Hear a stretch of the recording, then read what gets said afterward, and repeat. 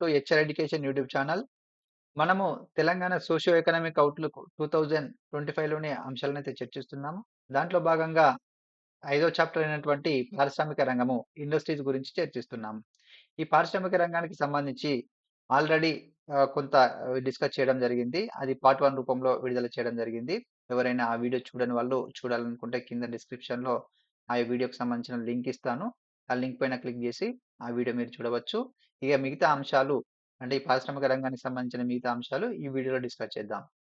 ఇక్కడ చూసినట్లయితే TGI pass. TGI pass అంటే Telangana industrial project approval and self certification. అంటే ఎవరైనా తెలంగాణలో పరిశ్రమలు స్థాపించాలనే వాళ్ళు అంటే పారిశ్రామికవేత్తలు పరిశ్రమలు స్థాపించాలంటే కొన్ని రకాల అనుమతులు తీసుకోవాల్సి ఉంటుంది. ఫర్ ఎగ్జాంపుల్ ఇప్పుడు మనము ఏదైనా పరిశ్రమ స్థాపించాలంటే పర్యావరణ అనుమతులు తీసుకోవాల్సి ఉంటుంది. అదేవిధంగా సిటీకి దూరంగా పరిశ్రమను స్థాపించవలసి ఉంటుంది. సిటీకి దగ్గరలో ప్రారంభించాలంటే కొన్ని రకాల అనుమతులు తీసుకోవాల్సి ఉంటుంది. అట్లా మున్సిపాలిటీల యొక్క అనుమతులు. ఇట్లాంటి రకాలుగా వివిధ రకాల శాఖల యొక్క అనుమతులు తీసుకోవాల్సి ఉంటుంది. ఈ అనుమతులనేది ఇండివిడ్యువల్‌గా శాఖల వారీగా అనుమతులు గాకుండా ఒకే దగ్గర అనుమతులు తీసుకునే విధంగా ఈ తెలంగాణ ప్రభుత్వం అనేది 2014లో టీజీఐ పాస్ అనే ఒక విండోని అంటే ఒక వేదికనైతే రూపొందించడం జరిగింది. ఇదొక ఆన్‌లైన్ ప్లాట్‌ఫార్మ్ అని చెప్పుకోవచ్చు.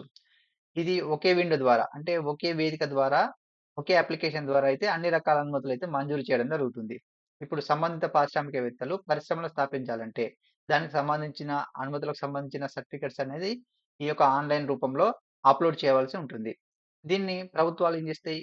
ప్రభుత్వాలు గమనించి వీటిని అబ్జర్వ్ చేసి పరిశ్రమలకు అనుమతులనేది ఇవ్వడం జరుగుతుంది. ఒక నిర్ణీత పీరియడ్ లోపల ఇవ్వడం జరుగుతుంది. ఇప్పుడు మనము ఆ ప్రాజెక్ట్‌ని అనుసరించి నిర్ణీత సమయం అనేది ఈ నిర్ణయిస్తారు. ఇప్పుడు ప్రాజెక్ట్ చూసుకున్నట్లయితే మనకు తెలంగాణలో మనకు మామూలుగా పరిశ్రమలనేది ఒక 5 రకాలుగా ఉంటాయి. ఇప్పుడు సూక్ష్మ పరిశ్రమలని, చిన్న పరిశ్రమలని, మధ్య తరహా పరిశ్రమలని, అదేవిధంగా పెద్ద పరిశ్రమలు, తర్వాత మెగా పరిశ్రమలు. ఇట్లా 5 రకాల పరిశ్రమలుంటాయి. అంటే ఈ పరిశ్రమలు అనుసరించి ఏ పరిశ్రమకు ఎన్ని రోజుల్లోగా అనుమతి ఇవ్వాలి అనేది వారు మెన్షన్ చేస్తారు. వారు నిర్ణయించిన రోజుల్లోగా వాళ్ళ అనుమతులు ఇవ్వడం జరుగుతుంది.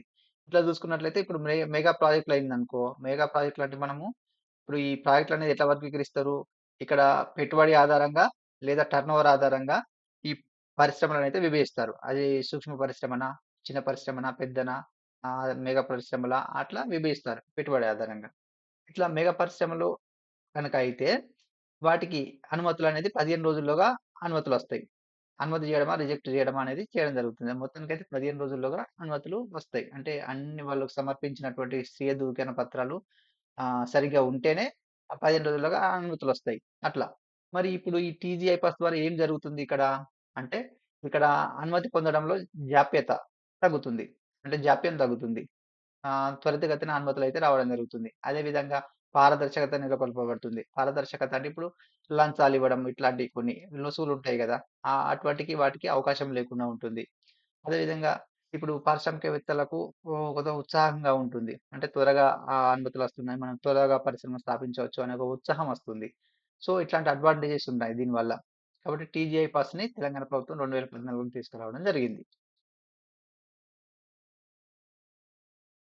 మరి ఈ టీజీఐ పాస్ ద్వారా అంటే 2014లో ఏర్పాటు చేయబడినటువంటి టీజీఐ పాస్ ద్వారా అప్పటి నుంచి ఇప్పటి వరకు అంటే 2025 ఫిబ్రవరి 28 నాటికి మరి ఎన్ని పరిశ్రమలు అనుమతి పొందబడ్డాయి?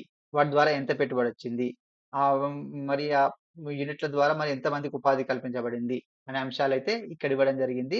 ఇక్కడ ముందుగా టేబుల్ రూపంలో ఇచ్చిన డేటాను పరిశీలిద్దాము. తర్వాత ఈ యొక్క ఎక్స్‌ప్లనేషన్ చూద్దాం. ఇక్కడ చూసినట్లయితే ఇక్కడ టీజీ ఐపాస్ ద్వారా ఆహ్, మొత్తం ఈ యొక్క ఎన్ని యూనిట్లు స్థాపించబడ్డాయి? ఎంత ఇన్వెస్ట్‌మెంట్ వచ్చింది? ఎంత ఎంప్లాయ్‌మెంట్‌గా కల్పించబడ్డది? అనేది ఇక్కడ ఇచ్చాడు. ఇక్కడ మనకు పరిశ్రమలు సూక్ష్మ, చిన్న, మధ్య, పెద్ద పరిశ్రమలు, మెగా పరిశ్రమలు అనేది ఉంటాయి. పరిశ్రమలున్నాయి. మరి ఏ పరిశ్రమలు ఎక్కువగా యూనిట్స్ నెలకొల్పబడ్డాయి? ఈ టీజీ ఐపాస్ ద్వారా ఏ రకం పరిశ్రమలు ఎక్కువగా అనుమతి పొందాయి? అని చూసుకున్నట్టయితే ఇక్కడ మీరు గమనించండి. ఇక్కడ సూక్ష్మ మరియు చిన్న పరిశ్రమలే అధికంగా అనుమతి పొందాయి. ఎక్కువ యూనిట్స్ స్థాపించబడ్డాయి ఇక్కడ. ఇప్పుడు ఇవన్నీ ఇప్పుడు సూక్ష్మ పరిశ్రమలు చూసుకున్నట్లయితే 67.23% మొత్తం స్థాపించబడినటువంటి యూనిట్లలో 67.23% యూనిట్లు ఈ సూక్ష్మ పరిశ్రమలే. అదేవిధంగా చిన్న పరిశ్రమలు 26.26%. అంటే టీజీ ఐపాస్ ద్వారా అనుమతి పొందిన పరిశ్రమలలో ఎక్కువగా సూక్ష్మ పరిశ్రమలే ఉన్నాయి. మరియు చిన్న పరిశ్రమలు ఉన్నాయి. ఇక తర్వాత ప్లేస్‌లో మధ్య, పేద పరిశ్రమలు, మెగా పరిశ్రమలు ఉన్నాయి. ఇది ఒకటి మీరు గమనించాలి. ఏ పరిశ్రమలు ఎక్కువగా అనుమతి పొందబడ్డాయి? ఎటువంటి పరిశ్రమలు? ఇక ఇన్వెస్ట్‌మెంట్ పరంగా చూసుకున్నట్లయితే, మరి ఏ రకాల పరిశ్రమలు ఎక్కువ ఇన్వెస్ట్‌మెంట్‌ని తీసుకురాగలిగినాయి అని చూసుకున్నట్లయితే, ఇన్వెస్ట్‌మెంట్ అంటే ఇప్పుడు పెద్ద పరిశ్రమలు, మెగా పరిశ్రమలు ఎక్కువ పెట్టుబడిని కలిగి ఉంటాయి కాబట్టి, వీటి ఆధిపత్యమే పెట్టుబడుల పరంగా ఎక్కువుంది. ఇక్కడ చూడొచ్చు, పెట్టుబడి పరంగా, ఇన్వెస్ట్‌మెంట్ పరంగా అతిపెద్ద పరిశ్రమలే ఆధిపత్యం ఎక్కువుంది. తర్వాత ప్లేస్‌లో పెద్ద పరిశ్రమలున్నాయి. అంటే ఇన్వెస్ట్‌మెంట్ పరంగా ఏ పరిశ్రమలు ముందంజలో ఉన్నాయి, ఎక్కువున్నాయి. అది గమనించాలి. ఇక ఎంప్లాయ్‌మెంట్ పరంగా మరి ఏ పరిశ్రమలు ఎక్కువ మందికి ఉపాధిని కల్పిస్తున్నాయి అని ఇక్కడ గమనించినట్లయితే, ఇక్కడ చిన్న పరిశ్రమలు ఓ 27%, 27.74% మందికి ఉపాధిని కల్పిస్తున్నాయి. అదేవిధంగా సూక్ష్మ పరిశ్రమలు 24.97% మందికి ఉపాధిని కల్పిస్తున్నాయి. ఇక థర్డ్ ప్లేస్‌లో పెద్ద పరిశ్రమలు. వీటి యొక్క ఆర్డర్ గుర్తుపెట్టుకోండి మీరు. ఓకే. నంబర్ ఆఫ్ యూనిట్స్ పరంగా ఏవెక్కువున్నాయి. తర్వాత అసెండింగ్ ఆర్డర్ లెక్క గుర్తుపెట్టుకోవాలి. తర్వాత ఇన్వెస్ట్‌మెంట్ పరంగా ఏ పరిశ్రమలు ఎక్కువున్నాయి? ఆర్డర్ పరంగా. తర్వాత ఎంప్లాయ్‌మెంట్ కల్పియడంలో ఏ పరిశ్రమలు ఉన్నాయి? అనేది ఒక ఆర్డర్ గుర్తుపెట్టుకునే ప్రయత్నం జేయాలి. ఈ పర్సెంటేజ్ హ్మ్. హ్మ్. గుర్తుంచుకోండి. అది మీ ఇష్టం. కాకపోతే ఆర్డర్ గుర్తుపెట్టుకుంటే బెస్ట్. అట్లా అడిగే అవకాశం ఉంటుంది. మరి ఇక్కడ జూసినట్లయితే జిల్లాల వారి పనితీరు. అంటే ఇదే టీజీ ఐపాస్ ద్వారా మరి అనుమతి పొందినటువంటి యూనిట్లు, అదేవిధంగా వచ్చినటువంటి ఇన్వెస్ట్‌మెంటు, అదేవిధంగా కల్పించబడినటువంటి ఎంప్లాయ్‌మెంట్ ఏ జిల్లాలో అధికంగా ఉన్నాయి? జిల్లాల వారీగా చూసినట్లయితే, ఇది గూడా ఈ డేటా గూడా 2025 ఫిబ్రవరి 28 వరకు ఇచ్చాడు. ఆ డేటా చూసినట్లయితే కింద టేబుల్ చార్ట్ రూపంలో ఇవ్వడం జరిగింది. ఇది గూడా అంటే ఇది 2014 నుంచి ఇది. 2014 నుంచి అంటే టీజీఐపాస్ ఏర్పాటు చేసినప్పటి నుంచి మరియు 2025 ఫిబ్రవరి 28 నాటికి సంబంధించినటువంటి ఈ డేటా ఇదంతా. ఇక్కడ మరి ఏ జిల్లాలు అధికంగా యూనిట్స్‌ని పొందగలిగినాయని చూసుకున్నట్లయితే, ఈ టీజీఐపాస్ ద్వారా మరి యూనిట్ల సంఖ్య మరియు పెట్టుబడులు మరియు ఉపాధి వివరాలు ఇక్కడ ఇవ్వడం జరిగింది. మరి ఇన్వెస్ట్‌మెంట్ పరంగా చూసుకున్నట్లయితే అత్యధికంగా యూనిట్లు ఏ జిల్లాలో ఎక్కువగా ఏర్పాటు చేయబడ్డాయని చూసుకున్నట్లయితే, ఇక్కడ మేడ్చల్ మల్కాజిగిరి చూసుకోవచ్చు. మేడ్చల్ మల్కాజిగిరి ఇన్వెస్ట్‌మెంట్ పరంగా అది యూనిట్స్ పరంగా ఫస్ట్ ముందంజలో ఉంది. అదేవిధంగా హ్మ్. ఇప్పుడు సెకండ్ ప్లేస్‌లో సంగారెడ్డి ఉంటుంది. తర్వాత థర్డ్ ప్లేస్‌లో రంగారెడ్డి ఉన్నది. రంగారెడ్డి అంటే యూనిట్స్ పరంగా. ఫోర్త్ ప్లేస్‌లో కరీంనగర్ ఉన్నది. అంటే నంబర్ ఆఫ్ యూనిట్స్ పరంగా. తర్వాత ఇన్వెస్ట్‌మెంట్ పరంగా అత్యధిక ఇన్వెస్ట్‌మెంట్స్ వచ్చినటువంటి జిల్లా ఏదంటే రంగారెడ్డి ఫస్ట్ ప్లేస్‌లో ఉంది ఇక్కడ. రంగారెడ్డి ఫస్ట్ ప్లేస్‌లో. సెకండ్ ప్లేస్‌లో ఆహ్, ఏముంది నల్గొండ ఉంది ఇక్కడ. ఆహ్, ఇక్కడ సెకండ్ ప్లేస్‌లో ఇన్వెస్ట్‌మెంట్ పరంగా నల్గొండ ఉంది సెకండ్ ప్లేస్‌లో. ఇక్కడ కిందకి స్క్రోల్ చేసినట్టయితే మనకు కనపడుతుంది.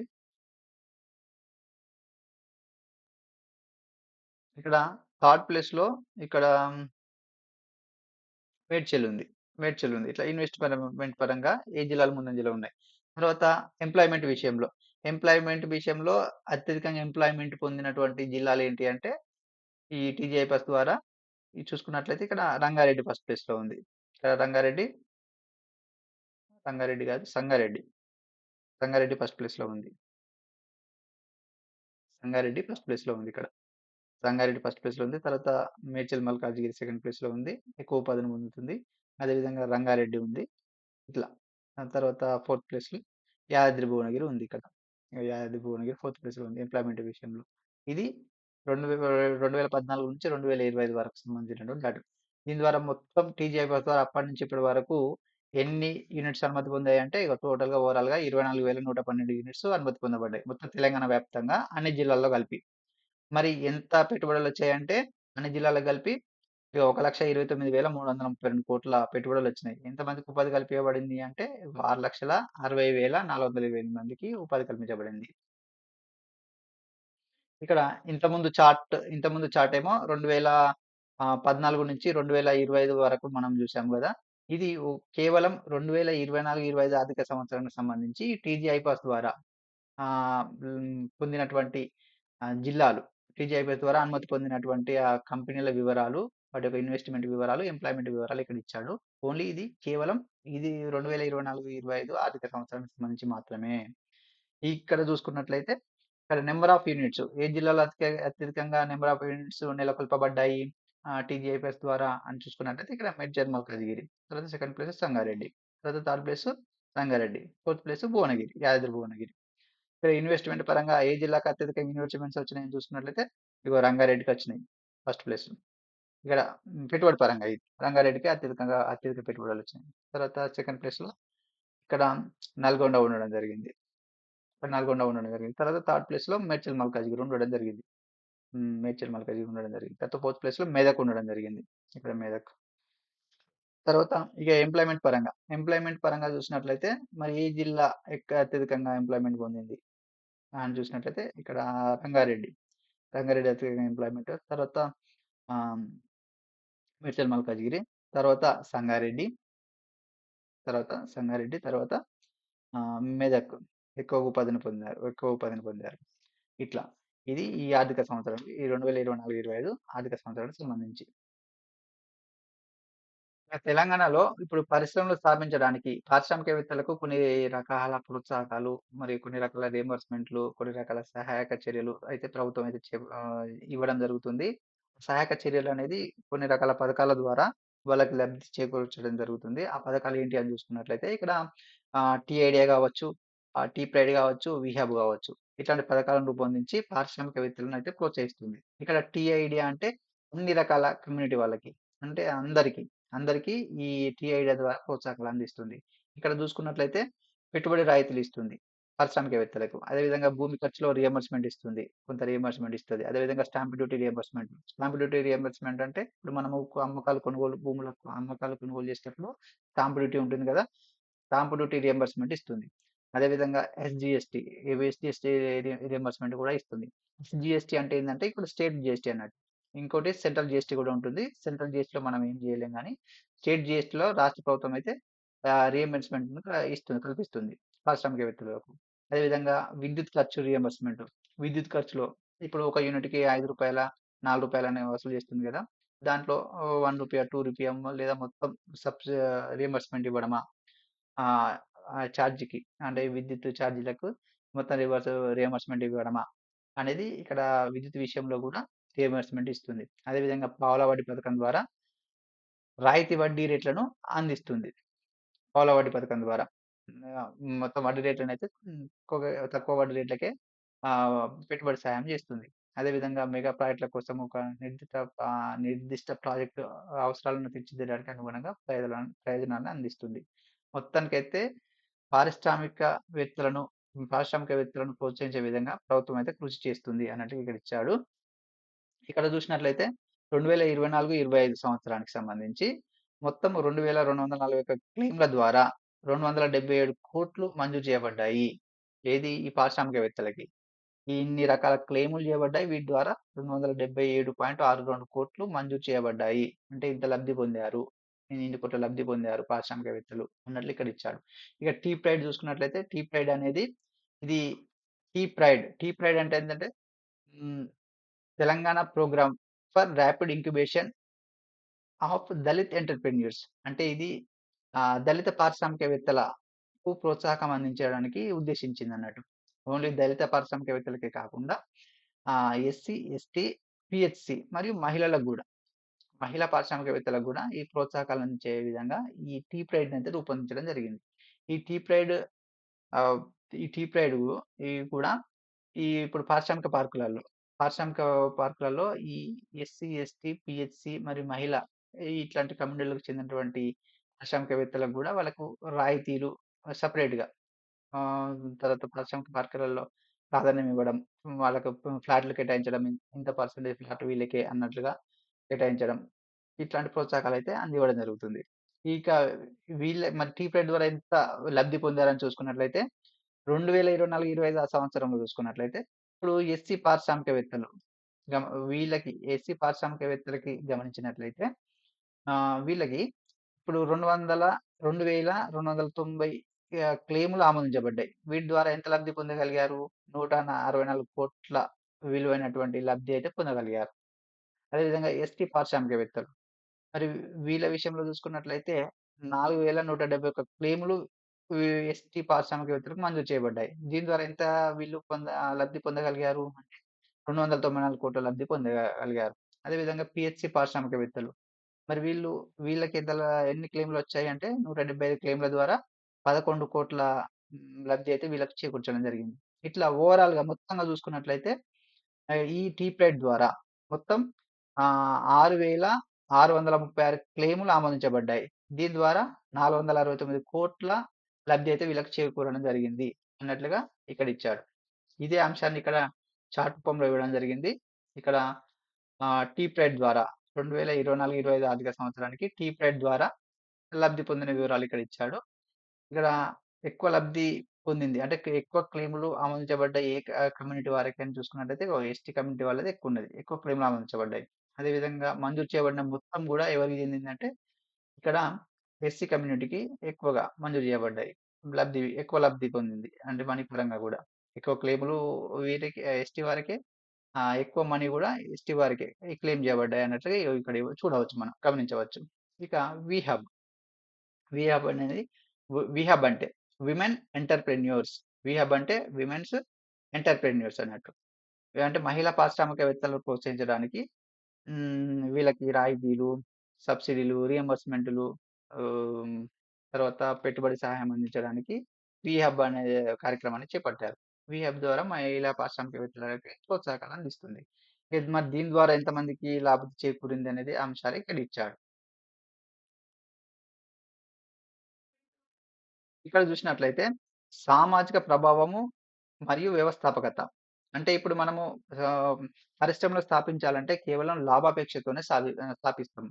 ఇక్కడ లాభాపేక్షనే గాకుండా సమాజాన్ని దృష్టిలో ఉంచుకొని, సమాజం పైన ఏ విధంగా ప్రభావం పడుతుంది, అట్లాంటి అంశాలను దృష్టిలో ఉంచుకొని మరియు అదే విధంగా వ్యవస్థాపకతకు అంటే పారిశ్రామికవేత్తలను అంటే పారిశ్రామికవేత్తలను గూడా దృష్టిలో ఉంచుకొని మనమైతే పరిశ్రమలనైతే నిర్వహించగలుగుతున్నాం అన్నట్లుగా ఇక్కడ ఇచ్చాడు. ఇక్కడ ట్రిపుల్ బాటమ్ లైన్ లక్ష్యంగా ఈ యొక్క మన పారిశ్రామిక విధానాలైతే ఉన్నాయి. తెలంగాణ పారిశ్రామిక విధానాలైతే ఉన్నాయి అన్నట్లు ఇక్కడ ఇచ్చాడు.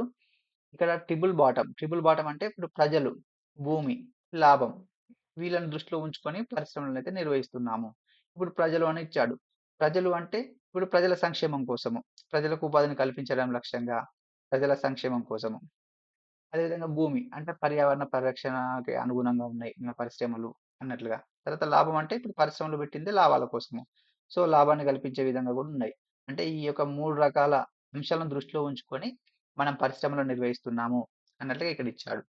వాళ్ళకి ఇప్పుడు పారిశ్రామికవేత్తలకి మరి ఇవన్నీ దృ సరిగ్గా నిర్వహించాలంటే వాళ్ళకి సరియైన నైపుణ్యాభివృద్ధిని కల్పియాలె. అదేవిధంగా నైపుణ్యాభివృద్ధిని కల్పియడం వల్ల వాళ్ళు ఇప్పుడు పర్యావరణ సవాళ్ళను, సామాజిక సవాళ్ళను ఎదుర్కొనే విధంగా పరిశ్రమలనైతే నిర్వహిస్తారు అన్నట్టుగా ఇక్కడ ఇచ్చాడు. తర్వాత we project we reach, project we reach, project we reach ద్వారా అనే కార్యక్రమం ద్వారా ఇటు సాంస్కృతిక మరియు కమ్యూనిటీ ఆధారిత పారిశ్రామికవేత్తలకు వనరులను, మద్దతును, సబ్సిడీలను ఇవ్వడం జరుగుతుంది. ఇప్పుడు సాంస్కృతిక అని అన్నాడు. సాంస్కృతిక అంటే చేతి వృత్తుల వాళ్ళు ఉంటారు. చేతి వృత్తుల వాళ్ళను గుర్తించి, వాళ్ళ నైపుణ్యాన్ని గుర్తించి, వాళ్ళకి కావాల్సిన ముడి పదార్థాలు, వాళ్ళకి కావాల్సిన నైపుణ్యాభివృద్ధిని కల్పియడము, వాళ్ళకి కావాల్సినటువంటి పెట్టుబడిని అందించడము, సబ్సిడీలు, రాయితీలు ఇట్లాంటివి అందించడం కోసము కృషి చేసింది. ఈ రీచ్ ద్వారా. అదేవిధంగా కమ్యూనిటీ ఆధారిత అంటే ఇప్పుడు సెల్ఫ్ హెల్ప్ గ్రూప్ వాళ్ళ మహిళలను ప్రోత్సహించడానికి, ఇంకా కొన్ని రకాల కమ్యూనిటీల వర్గాల వాళ్ళని పారిశ్రామికవేత్తలుగా ప్రోత్సహించడానికి అయితే ఈ రీచ్ అనే ప్రాజెక్ట్ అనే ద్వారా వీళ్ళకి ప్రోత్సాహకాలైతే అందించింది. అదేవిధంగా ఇక్కడ ర్యాంపీ ర్యాంపీ కార్యక్రమం. ఈ ర్యాంపీ కార్యక్రమం ఎందుకు నిర్వహించారిక్కడ? అంటే ర్యాంపీ కార్యక్రమం చూసుకున్నట్లయితే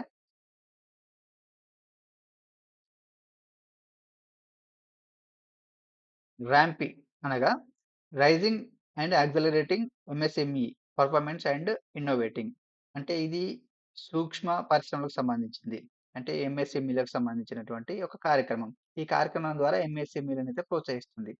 దీని ద్వారా దీని ద్వారా 140 ఎంఎస్ఎంఈలను స్కిల్ అప్‌డేట్ జేయడం జరిగింది. ఇప్పుడు చిన్న పరిశ్రమలు ఉంటాయి గదా! వాటికి స్కిల్ అప్‌డేట్ జేయడం. అంటే వీటిని కొద్దిగా అడ్వాన్స్‌గా తయారు జేయడం. అంటే ఇప్పుడు ఆహ్, సాధారణంగా సాధారణ మెషినరీల స్థానంలో కొత్తగా అడ్వాన్స్‌డ్ మెషినరీలను వాళ్ళకి కల్పియడము, ఇవ్వడము ఇట్లాంటి స్కిల్ అప్‌డేట్ జేయడం జరిగింది. అదేవిధంగా దీని ద్వారా 4.75 కోట్లతో 360 మహిళా సంస్థలకు మద్దతివ్వడం జరిగింది.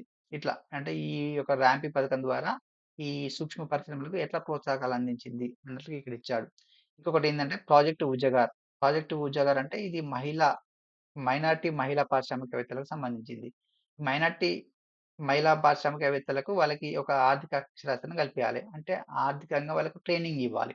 ట్రైనింగ్ ఇచ్చి వాళ్ళకి పారిశ్రామికవేత్తలుగా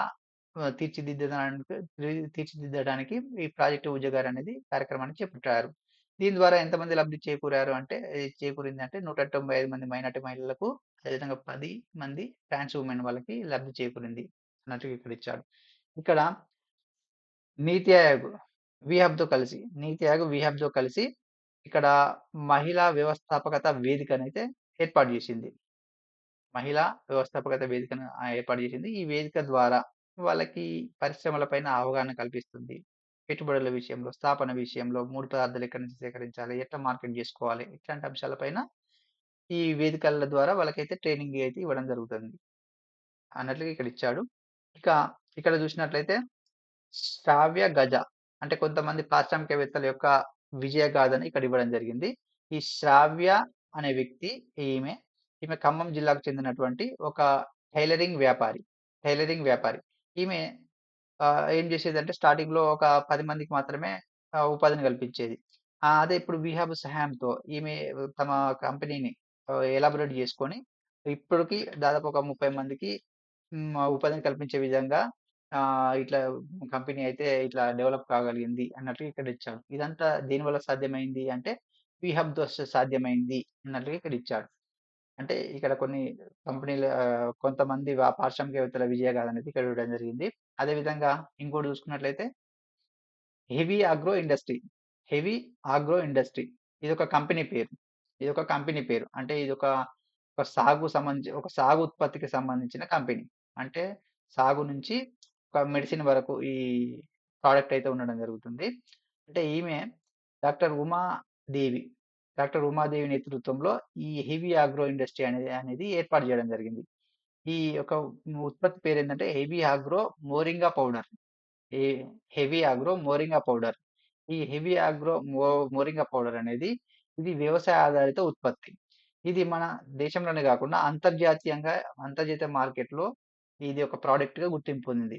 ముఖ్యంగా చూసుకున్నట్లయితే జపాన్ వినియోగదారులతో ఇది అయితే టై అప్ కావడం జరిగింది. అంటే ఇది అంతర్జాతీయ మార్కెట్‌లో ఇదైతే గుర్తింపు పొందింది. ఇదంతా దేనివల్ల సాధ్యము అనంటే వీహబ్‌తోనే సాధ్యమైంది అన్నట్లుగా ఇక్కడ ఇచ్చాడు.